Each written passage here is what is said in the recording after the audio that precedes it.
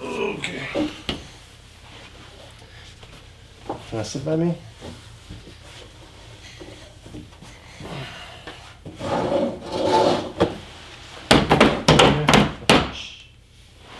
Okay, good morning everyone. Chris here. I got this in the mail about 15 minutes ago. I want to give a shout out to my friend Matt at Paintball Wizard and Devin at Dye Precision for getting this to me so quick. These things were just released yesterday, and they were able to get one to my front door not even 24 hours later. So, big shout out to them. This is a Dye M3s in here, so I'm going to do an unboxing. I haven't opened this up yet. With the exception of looking at these in Vegas, I haven't held them or anything like that. So this is going to be a first impressions video. What I think of it right out of the box, and then later on today or tomorrow, hopefully today if I can find some paint, I'm gonna do the old efficiency test on her. You need to get down. Okay. So they sent me some other stuff that I had ordered, so ignore those things. Let's see. Yeah, it's so delicious, isn't it? Okay, I think we should let's bring the camera in closer. 1 second, you know.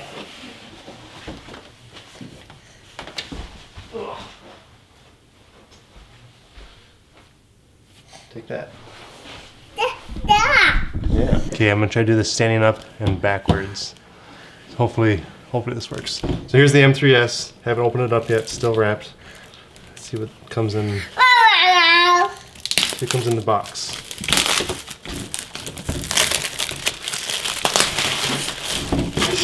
Of course, it's the Moss Air, so it comes with that. Comes with that little charging pad. Kind of a fancy little case. It just talks about the gun's features here in the back. Let's put that to the side. And let's open this up. Give you guys the first look at it. Nice and open it up. So of course I had to go with the whiteout version. So up front here we got USB cable, the manual, spare parts kit, O-rings and screws. Sorry, Grayson's in the background. This is that USB cable for updating the board and software. Okay, looks like you get two backs with it and the front, obviously. And in here we have a warranty card, sleeve, and a little quick start guide. I'm really curious about this bolt. There she is. I go to the lube first. A little toolkit, this lube. I read online that it's a new lube, advanced formula. I wonder what this means.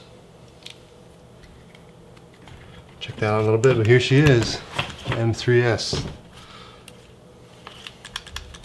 Take this guy off. Really quick. I like it. I really like that they have a feed neck with a knob on it now.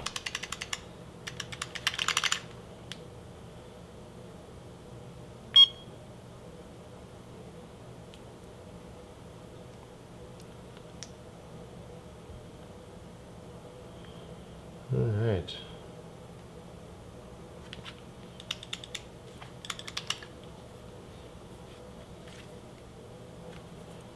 First impressions, it's very similar to the M2. Feels lighter. The M2 is pretty light already. Sit down here. This thing does feel lighter. I should probably grab the M2 to compare. There's more room between the front grip and the trigger guard. Let's see here. Let's bring this camera a little bit closer. So I'm sure we all know the differences already, but first thing that you see would be the feed neck. It's got that knob right here. It allows you to probably fit a lot more different style or different brand hoppers on here. ASA is the same. That's pretty cool, nothing wrong with that. sometimes I think if you have too high of a output pressure in your tank, these guys can be a little bit tougher to turn on, but if you just set your tank to mid pressure like I do with mine, it's no big deal. At Vegas, I did notice that they changed the quick bolt release. Before you'd push this button and there would be a little screw or bolt on the underside that would basically travel along this track. Now they incorporated what kind of similar to the DSR, where it actually goes onto a ramp. Let's see if you can see that. So see, as you push this button, it depresses that pin right there, and it goes on this ramp now. Instead of there being a track. Let's pull this out of here. The ones at World Cup, or I'm sorry, at Vegas, I noticed they were all dinged up right here, so I'm going to be really careful not to pull this out and get it caught on that little groove in there. I don't know if you can see that or not. I noticed that right away. Anyway, so the little ramp similar to the DSR, instead of there being a track that the bolt has to go in and then over and out, it just kind of goes right up the ramp. Very cool. I really like these eye pipes. People complain about these all the time, but I have never had a problem with these, with the exception of the NT, but you know, they fix that right away. These new ones are thicker, stronger. Even with the old ones, I've never had a problem with these cracking. Could be because I do preventative maintenance, such as put a O-ring on my barrel, so that kind of puts a little barrier between that and eye pipes. That could be, but I've never had a problem with these, so I'm really glad they have not gotten rid of those. Okay, so one thing I wanted to look at was this new bolt. This is the FL21 bolt, brand new for the M3s. They not finally, but they finally improved. Very cool. They finally improved their fuse bolt. If this is the advanced lube, it's a lot more slick, almost similar to what they used to be back in like 2004 and 5 with that bluish lube. If you guys ever remember that. Alright. So clearly some more parts to this than the fuse bolt. It's still very simple. Try to be really careful. That's it. Bring that up here. That's all there is to the bolt. Looks really simple. Yeah, this lube is definitely a little more slick than the original Dye Sleek or Dye Slick lube. Alright, let's put this back together here.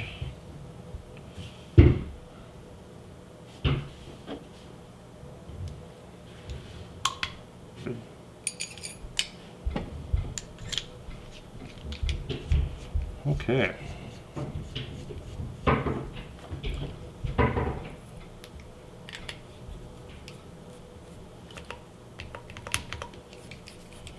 sure that's screwing in there okay. This is very cool. I'm gonna go grab the M2 real quick and do a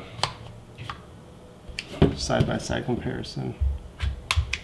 You can just push that up. I'm OCD, I'm gonna push the button just so I don't have any premature wear right there. The trigger is nice and snappy, just like the M2. It's got the Dye logo right in the background there. Yeah, that's sweet. Okay, so we'll grab the M2 to kind of do a comparison. Okay, I grabbed the M2 compared to the M3. I also grabbed a scale because this does feel a little bit lighter. So right now, let's see if you can see that. Zeroed out the M3, I'm sorry, the M2, 1 pound, 10.9 ounces. Hopefully that pulls up on the screen. 1 pound, 10.9 ounces. I'm not sure if it's lighter, it just feels lighter to me. Okay, so not much, 1 pound, 10.5 ounces. So it's essentially the same weight. So that LPR doesn't make too much of a weight difference. Removing that, it does feel lighter though, so I don't get it. Anyway, just want to stand these up on each other. Ignore the black feed neck. I put that on there just to keep the Dicam one pristine. Just gonna line these up here.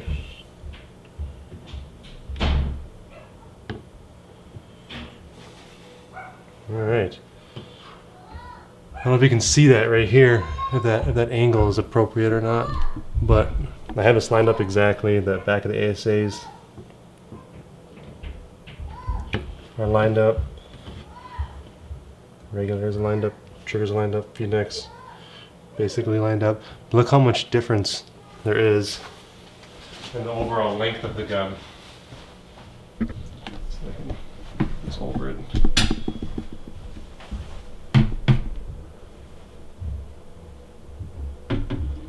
There we go. See how much longer the M2 is? There, that's like straight up and down. That's a good, it's almost an entire inch, I bet. 3/4 of an inch.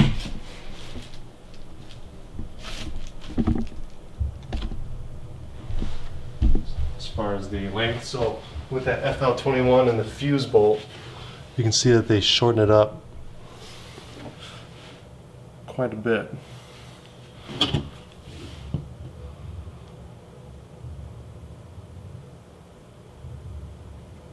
Try to look at the from the top view.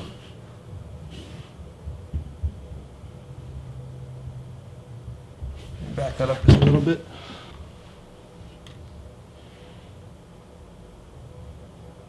About the same for how narrow they are. There's that front view again. There's no height difference, even with that LPR being out of there. But wow, I'm really surprised by that length. I guess I never really thought about that. Let's do it right here so you can kind of see. So again, there's everything lined up. You can see how much longer the M2 is. There you go, that's a good angle. And the M3. Okay. Is that a different trigger too? Looks like the trigger is different. I didn't notice that. M2's got the traditional Ironman style.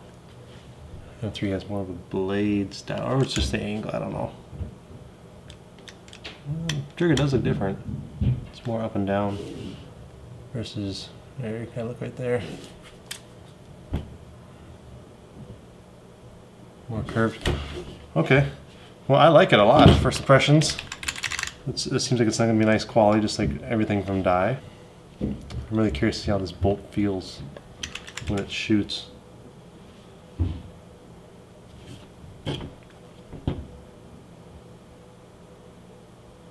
That's right. I think they have a new regulator in this, don't they? I haven't looked too much into it. But okay, let's go see if we can find some paint and do an efficiency test with this thing. There's no shooting videos out yet, so I'm thankful that I can not be one of the first, but have an opportunity to make one for y'all. So yeah, okay. Make sure I didn't miss anything. I am really interested to see what this advanced formula is all about. It's not cut, is it? No. From what I felt on the bolt, it seems like it's more slick. Here's that track I was talking about. So if you guys aren't familiar with the M3, or I'm sorry, M2, this little pin right here, when you depress the deal, this just slides back and forward like that, and then it travels on this track. So you push it in, and it travels. You know, so when you depress it, it comes to one side, and then you pull it straight out. Ooh, I should do that.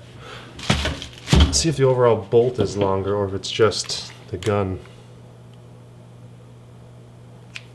So I want to be careful with this because I don't want there to be any marks because I'm OCD. Okay. Okay, in a black background.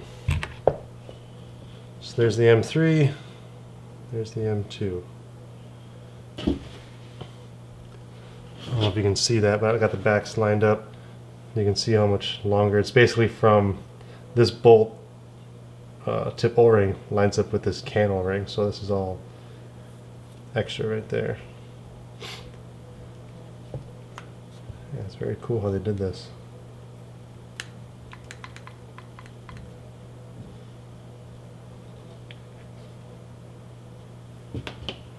There's the bolt extended. Alright. See, they brought back the colored O-rings for the size 20.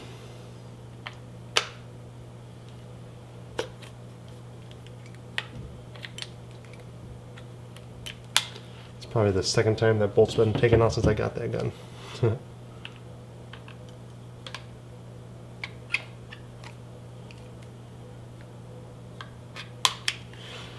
Okay, make sure I didn't miss anything. Alright, hopefully that was I'm just doing this real quick. I don't have too much time right now. I hope that was a good first impressions video. Everything seems very similar. God, it does feel, I don't know why this, I'm going to do that one more time. This thing does feel significantly lighter. So let's try it one more time. I'm not going to get any difference, I'm sure. So that's zeroed out. 1 pound, 10.5 ounces. 1 pound, 10.9 ounces. Alright, so there's really no difference, or minimal difference, but just it feels, maybe it is this extra length, but it does feels lighter. Alright, so cool. Hopefully that, again, is a okay first impressions. I want to talk about this real quick before I close that. It's not that I wasn't a fan of this style feed neck. I just don't like, I don't like the anno wear that happens when you have to turn it and crank it. People are having issues with this fitting on other loaders, the Spire or whatever HK has, or I don't even know. But I never had that issue. I just don't like the wear, and I like having the ability to put a hopper in and then turn this real nice. And then I really like how they have this brass piece in there. That's going to help a lot. I don't know if you can see. They have this brass piece right on the lever here. That's going to end up being what the lever rubs on. So it's not going to be rubbing on the anno. It's not anno rubbing on anno. It's anno rubbing on brass, which is nice. It's a real nice low-rise feed neck, which is cool. Yeah. Looks like you no longer have to have that screw. Right? These ones had a screw, right? Yeah, so that one had that screw right there. You had to remove in order to get this front foregrip off. No longer have to do that. I really like that they did not put in the screws from the DSR. I'm just not a fan of those screws. I think they do without them. Grips come off the same way. If you've done it once, you've done it 100 times. What is this? Oh, this is the Moss Air deal. That's how it does the wireless charging. Okay. Everything else is traditional in here.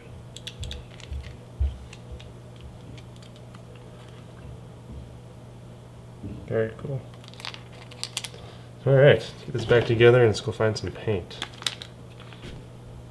Alright guys, stay tuned for more videos with this gun. I'll make an efficiency test here today if I can. Again, thank you Matt at Paintball Wizard and Devin at Dye Paintball for getting me this gun so quick.